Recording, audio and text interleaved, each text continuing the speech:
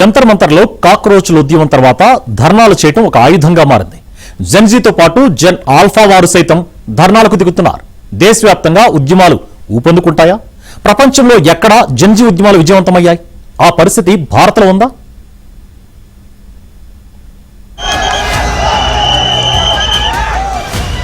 దేశవ్యాప్తంగా జెన్జీ ఉద్యమాలు ఊపందుకుంటున్నాయి. మరీ ముఖ్యంగా ఉత్తర భారతదేశంలో యువత, విద్యార్థులు నిరుద్యోగుల సమస్యలపై తీవ్రస్థాయిలో మండిపడుతున్నారు. జంతర్ మంతర్ ఉద్యమం విజయవంతమవడంతో ప్రభుత్వ ఉద్యోగాలకు వ్యతిరేకంగా రాంచీలో ఉద్యమం చేశారు.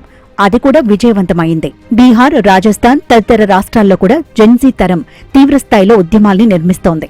హైదరాబాద్లోనూ యువత అప్పుడప్పుడు రోడ్లపైకి వచ్చి పోరాడుతున్నారు. నిరసనలనే ఆయుధాన్ని సమర్థవంతంగా ఉపయోగిస్తున్నారు.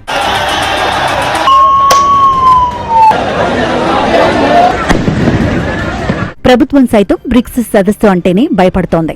వచ్చే నెల 12, 13 తేదీల్లో ఢిల్లీలో బ్రిక్స్ శిఖరాగ్ర సదస్సు జరగనుంది. చైనా అధ్యక్షుడు జిన్పింగ్ సైతం హాజరు కాబోతున్నారు.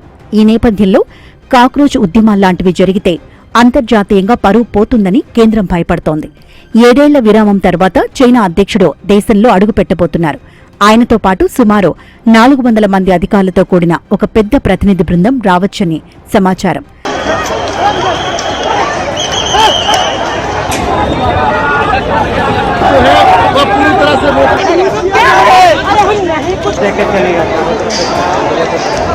జెన్జీ ఉద్యమాలు, నిరసనలు ప్రపంచవ్యాప్తంగా సంచలనం సృష్టించాయి. దీంతో విద్యార్థులు ఉద్యమాలనగానే ప్రభుత్వం జాగ్రత్తగా వ్యవహరిస్తోంది.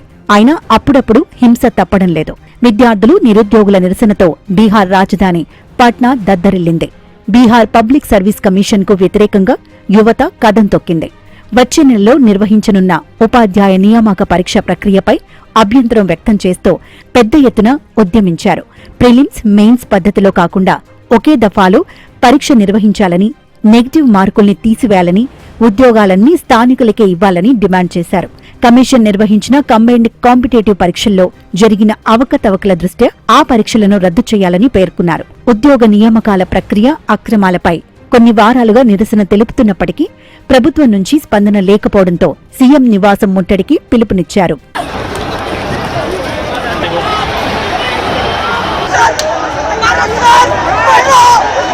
పట్నాలోని గాంధీ మైదాన్ నుంచి ర్యాలీ చేపట్టారు. వారిని అడ్డుకోవటానికి పోలీసులు సీఎం నివాసం వరకు 5 కిలోమీటర్ల వరకు కట్టుదిట్టమైన భద్రత ఏర్పాట్లు చేశారు. అయినప్పటికీ యువత ముందుకు కదలడంతో వాటర్ కెనాన్లను ప్రయోగించారు. అయితే యువత బెదరకుండా రెయిన్ డాన్సులు చేశారు. దీంతో లాఠీ చార్జ్ చేశారు. దీంతో ఆందోళనకారులు రాళ్లు రువ్వారు. ఈ ఘర్షణలో ఆందోళనకారులతో పాటు పోలీసులకు కూడా గాయాలయ్యాయి. విద్యార్థుల నిరసనకు ముందు BPSC chairman Rakesh Kumar Singh road మీద ఏనుగు పోతుంటే 1000 కుక్కలు మొరుగుతాయన్న వ్యాఖ్యపై విద్యార్థులు ఆగ్రహం వ్యక్తం చేశారు.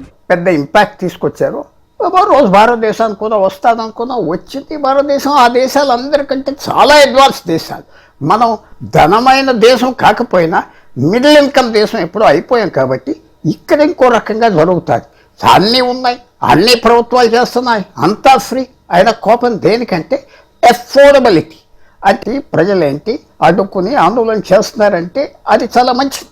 ఆ ప్రభుత్వం అదులోకి వస్తుంది, వచ్చే అవసరాలు కరెక్ట్ చేసుకోవాలి. చేసుకోకపోతే పరిణామాలు ఉంటాయని తెలుసు.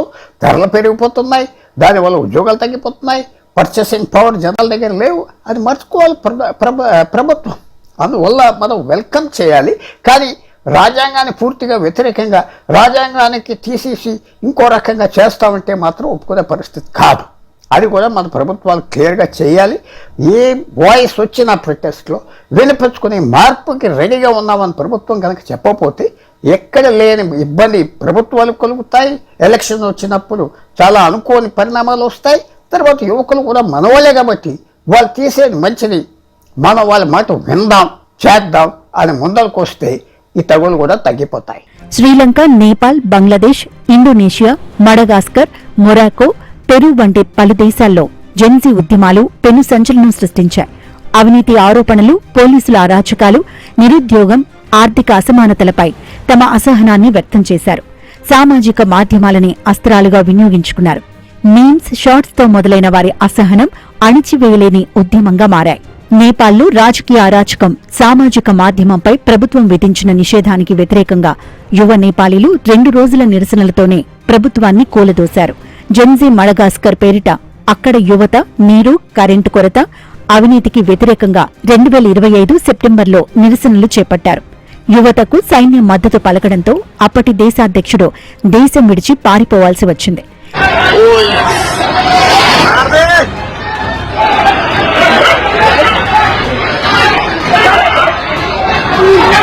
దేశంలో నేర పరంపర పెచ్చుమీరుతున్న నేపథ్యంలో 2025 సెప్టెంబర్లోనే పెరు అధ్యక్షురాలికి, కాంగ్రెస్ కి వ్యతిరేకంగా అక్కడి యువత రోడ్లెక్కి నిరసనలు చేపట్టింది. అధ్యక్షురాలిని తన పదవి నుంచి తొలగించింది. ఇండోనేషియా, ఫిలిప్పీన్స్ లో జరిపిన ఉద్యమాలు విజయవంతమయ్యాయి. మొరాకోలో ఒకవైపు నిరుద్యోగం, శిథిలావస్థలో ఉన్న పాఠశాలలు, ఆసుపత్రులపై యువత గళమెత్తారు. అయితే ఆ పరిస్థితి భారత్లో ఉందా అంటే లేదనే సమాధానమొస్తోంది.